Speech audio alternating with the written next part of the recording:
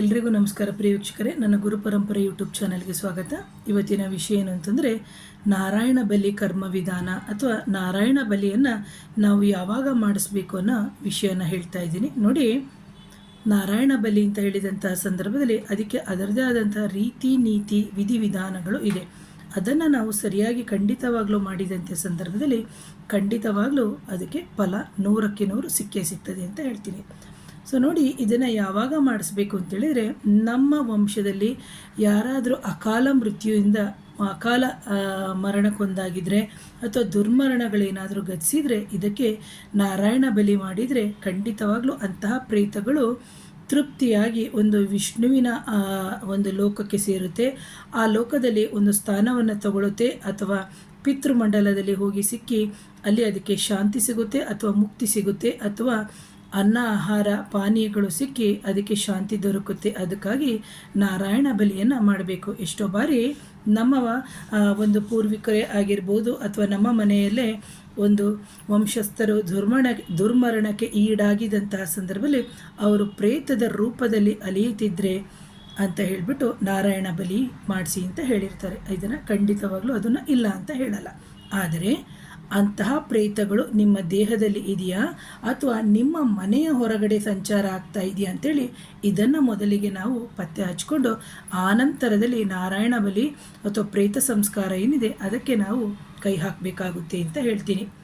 So ಇದೊಂದು beautiful subject, ಜೊತೆಗೆ ದೊಡ್ಡದಾಗಿರುವಂತಹ ವಿಷಯ ಅಂತ ಹೇಳ್ತೀನಿ. ಹಾಗೇನೇ ಇಂತಹ ಒಂದು ಉತ್ತಮ, ಯಾಕಂದರೆ ನಮಗೆ ಒಂದು ಉತ್ತಮ ಜೀವನವನ್ನು ನಡೆಸಬೇಕಾದ್ರೆ ಪ್ರೇತ ಬಾಧೆ ಅಥವಾ ಪ್ರೇತ ಶಾಪಗಳು ಅಥವಾ ಪ್ರೇತಗಳು ಮೈ ಹಿಡಿದಿದ್ರೆ ಖಂಡಿತವಾಗ್ಲೂ ನಡೆಸಲಿಕ್ಕೆ ಸಾಧ್ಯನೇ ಇಲ್ಲ. ಬಿಕಾಸ್ ಯಾಕೆಂದರೆ ನಮ್ಮ ಜಾತಕ ಎಲ್ಲ ಯೋಗಗಳು ಇದೆ ಅಥವಾ ನಮ್ಮ ಮಕ್ಕಳು ತುಂಬ ಹಲವಾರು ಯೋಗಗಳನ್ನು ಹೊತ್ಕೊಂಡು ತಂದಿದ್ದಾರೆ. ಆದ್ರೂ ನಮಗೆ ಯಾಕೆ ಒಂದು ಪರಿಹಾರ ಸಿಗ್ತಾನೇ ಇಲ್ಲ ಅಂತ ಹೇಳಿದಂಥ ಸಂದರ್ಭದಲ್ಲಿ ಪ್ರೇತ ಬಾಧೆ ನೋಡಬೇಕಾಗುತ್ತೆ. ಅದರ ಜೊತೆಗೆ ಬೇರೆ ಬೇರೆ ಥರ ವಿಚಾರಗಳು ಇರುತ್ತೆ. ಸೊ ಇಂತಹ ಒಂದು ಪ್ರೇತಬಾಧೆಯಿಂದ ನಾವು ಪಾರಾಗಿ ಉತ್ತಮ ಜೀವನವನ್ನು ನಡೆಸಬೇಕಾದ್ರೆ ಆ ನಾರಾಯಣನ ಮೊರೆಯನ್ನು ನಾವು ಹೋಗಲೇಬೇಕಾಗುತ್ತೆ.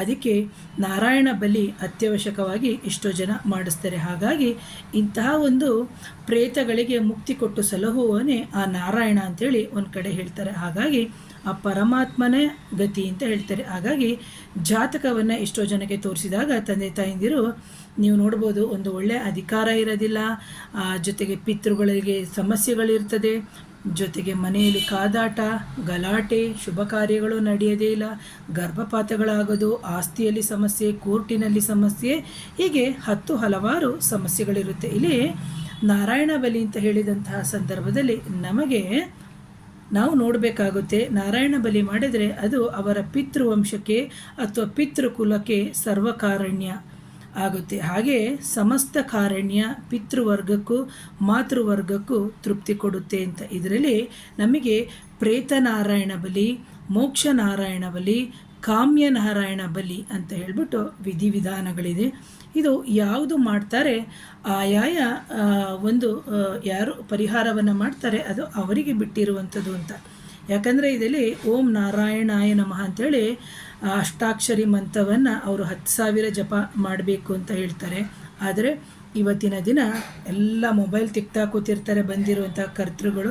ಇದರಿಂದ ಏನಾಗುತ್ತೆ, ಮಾಡುವಂತಹ ಪರಿಹಾರಗಳು ನಿಮಗೆ ಸರಿಯಾಗಿ ಎಫೆಕ್ಟ್ ಆಗಲ್ಲ. ಒಂದು ಎರಡನೇದಾಗಿ ಮಾಡಿಸ್ಬೇಕಲ್ಲ ಅನ್ನೋದು, ಆಮೇಲೆ ದುಡ್ಡು ಹಣಕಾಸಿನ ಒಂದು ಖರ್ಚು ಇರುತ್ತೆ. ಇವೆಲ್ಲವನ್ನು ನಾವು ನೋಡಬೇಕಾಗುತ್ತೆ. ಅದರ ಜೊತೆಗೆ ಜಪವನ್ನು ಮಾಡಿ ನಾವು ಮಧ್ಯಮ ಪಿಂಡದ ಮೇಲೆ ಹಾಕಿದರೆ ಅದು ನಮ್ಮ ತಾತನವರಿಗೆ ತಲುಪಿ ಭಗವಂತನಾದ ಶ್ರೀಮನ್ನಾರಾಯಣನ ಅನುಗ್ರಹ ದೊರೆತು ಪಿತೃವರ್ಗ ಮಾತೃವರ್ಗ ತೃಪ್ತಿಯಾಗುತ್ತೆ. ಈ ನಾರಾಯಣ ಬಲಿಗೆ ಅಷ್ಟು ಶಕ್ತಿ ಇದೆ. ಸೊ ಹಾಗಾಗಿ ನಾರಾಯಣ ಬಲಿ ಮಾಡಿ ಎಷ್ಟೋ ಜನ ಜಾತಕರು ಪಿಂಡ ಅಂದರೆ ನಾರಾಯಣ ಬಲಿ ಮಾಡಿದಂತಹ ಸಂದರ್ಭದಲ್ಲಿ ಆ ಪಿಂಡಗಳಿಗೆ ನಮಸ್ಕಾರ ಮಾಡಿ ಪಿತೃಗಳನ್ನು ಕುರಿತು ಪ್ರಾರ್ಥನೆಯನ್ನು ಮಾಡಿದಂತಹ ಸಂದರ್ಭದಲ್ಲಿ ಪಿತೃಗಳನ್ನು ಕುರಿತು ಪ್ರಾರ್ಥನೆ ಮಾಡಿದಾಗ ನಮಗೆ ಖಂಡಿತವಾಗಲೂ ಮದುವೆ ಜೀವನ ಸುಖವಾಗುತ್ತೆ. ಅದರ ಜೊತೆಗೆ ನಮಗೆ ಮಕ್ಕಳಾಗದಿದ್ದರೆ ಮಕ್ಕಳಾಗುತ್ತೆ. ನಿಂತು ಹೋಗಿರುವ ಕೆಲಸಗಳು ಅದು ತಡೆಯಾಗಿದ್ದರೆ ಖಂಡಿತವಾಗ್ಲೂ ಅದು ಮುಂದಕ್ಕೆ ಹೋಗಲಿಕ್ಕೂ ಸಮೇತ ಪರಿಹಾರ ಆಗುತ್ತೆ ಅಂತ. ಹಾಗೆಯೇ ಎಷ್ಟೋ ಬಾರಿ ನಾವು ಒಂದು ನಾರಾಯಣ ಬಲಿ ಆಗಿರ್ಬೋದು ಅಥವಾ ಒಂದು ಪ್ರೇತ ಸಂಸ್ಕಾರಗಳನ್ನು ಅಂತೇಳಿ ಮಾಡಿದಂತಹ ಸಂದರ್ಭದಲ್ಲಿ ನಮಗೆ ಒಂದು ಪ್ರತಿಬಂಧ ಏನಾದರೂ ಆಗಿತ್ತು ಅಂದರೆ, ಪ್ರತಿಬಂಧ ಮೀನ್ಸ್ ತಡೆ ಆಗಿತ್ತು ಅಂತಂದರೆ ಖಂಡಿತವಾಗ್ಲೂ ನಿವಾರಣೆ ಆಗುತ್ತೆ ಅಂತ ಹೇಳ್ತೀನಿ.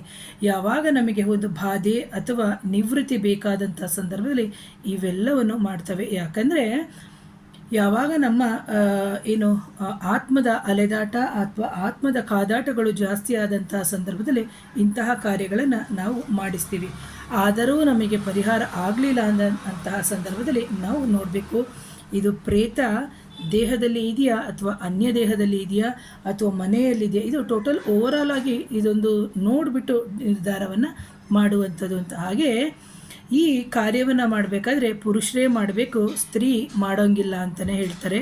ಹಾಗೆ ಇಂತಹ ಕರ್ಮ ಮಾಡುತ್ತಿದ್ದಂತಹ ಸಂದರ್ಭದಲ್ಲಿ ಪೂಜೆಗೆ ಪ್ರಧಾನ ಪೂಜೆ, ಪಿಂಡ ಪೂಜೆ ಇವೆಲ್ಲವನ್ನು ಮಾಡಿ ನಮಸ್ಕಾರ, ನದಿ ಸ್ನಾನ, ಜಲಾಶಯಗಳಲ್ಲಿ ಸ್ನಾನ, ಈ ಥರ ಹಲವಾರು ರೀತಿಯಲ್ಲಿ ನಾವು ಮಾಡ್ತಾರೆ. ಹಾಗೆಯೇ ಇಲ್ಲಿ ಕೃಷ್ಣ ಮತ್ತು ಶುಕ್ಲ ಪಕ್ಷಗಳ ಪಂಚಮಿ, ಏಕಾದಶಿ ತಿಥಿಗಳು ಸಮೇತ ಉತ್ತಮವಾಗಿರುತ್ತೆ. ತಿಥಿಗಳು ಅಂತ ತಗೊಂಡಾಗ ಇವತ್ತೇನಾಗ್ಬಿಡುತ್ತೆ ಅಂತಂದರೆ ಅವ್ರಿಗೂ ಟೈಮ್ ಇರಲ್ಲ, ಇವ್ರಿಗೂ ಟೈಮ್ ಇರಲ್ಲ, ಯಾವಾಗಲೂ ಅವ್ರಿಗಿಷ್ಟ ಬಂದಂಗೆ ಇಟ್ಕೊಳ್ಳೋಂಗಿಲ್ಲ. ಯಾಕಂದರೆ ಇವೆಲ್ಲವೂ ಹಲವಾರು ವರ್ಷಗಳಿಂದ ನಡ್ಕೊಂಡು ಬಂದು ಎಲ್ಲ ಆಯಾಯ ಗ್ರಂಥಕಾರರು ಅಥವಾ ಋಷಿಮುನಿಗಳು ನಮಗೆ ಕೊಟ್ಟಿರುವಂಥದ್ದು. ಇದೆಲ್ಲ ಆದಮೇಲೆ ಒಬ್ಬರಿಗೆ ಪರಿಹಾರ ಅಂದಾಗ ಅದಕ್ಕೆ ಆದಂಥ ಕಾನ್ಸೆಪ್ಟು.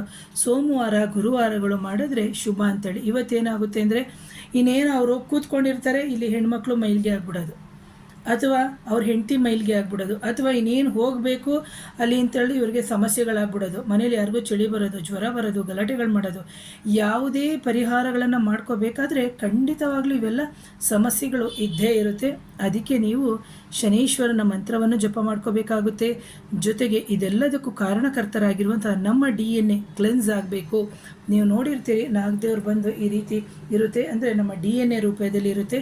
ಸೊ ಗಂಡು ಹೆಣ್ಣಿನ ರೂಪದಲ್ಲಿ ಅಂತಹ ಒಂದು ಹಾವಿನ ಹುತ್ತ ಅಥವಾ ನಾಗರ ಕಟ್ಟೆ ಅಂತ ಏನಿದೆ ಅಂಥ ಕಡೆಗೆ ನೀವು ಮೊದಲಿಗೆ ಹೋಗಿ ನೀವು ನಾಗದೇವರಿಗೆ ನೀವು ಪ್ರಾಯಶ್ಚಿತ ಸಂಕಲ್ಪವನ್ನು ಮಾಡ್ಕೋಬೇಕಾಗುತ್ತೆ. ಪ್ರಾಯಶ್ಚಿತ ಸಂಕಲ್ಪ ಅಂದಾಗ ಅದೇ ಒಂದು ಸಬ್ಜೆಕ್ಟ್ ಆಗುತ್ತೆ. ಪ್ರಾಯಶ್ಚಿತ ಅಂದರೆ ಏನು, ಯಾವ ರೀತಿ ಪ್ರಾಯಶ್ಚಿತ ಮಾಡ್ಕೋಬೇಕು, ರೋಗದ ಸಲುವಾಗಿನ ಅಥವಾ ಪ್ರೇತದ ಸಲುವಾಗಿನ, ಅನಾರೋಗ್ಯದ ಸಲುವಾಗಿನ ಅಥವಾ ಅಭಿವೃದ್ಧಿ ಈ ಥರ ಒಂದೊಂದು ರೀತಿಯಲ್ಲೇ ಇರುತ್ತೆ. ಹಾಗಾಗಿ ಮೊದಲಿಗೆ ನಾವು ಯಾವ ರೀತಿಯಾಗಿ ಸ್ಟೆಪ್ಪು ಕರೆಕ್ಟಾಗಿ ಹಾಕ್ತೀವೋ ಅದರ ಮೇಲೇ ನಮ್ಮ ಫ್ರೂಟ್ ನಿಂತಿರುತ್ತೆ.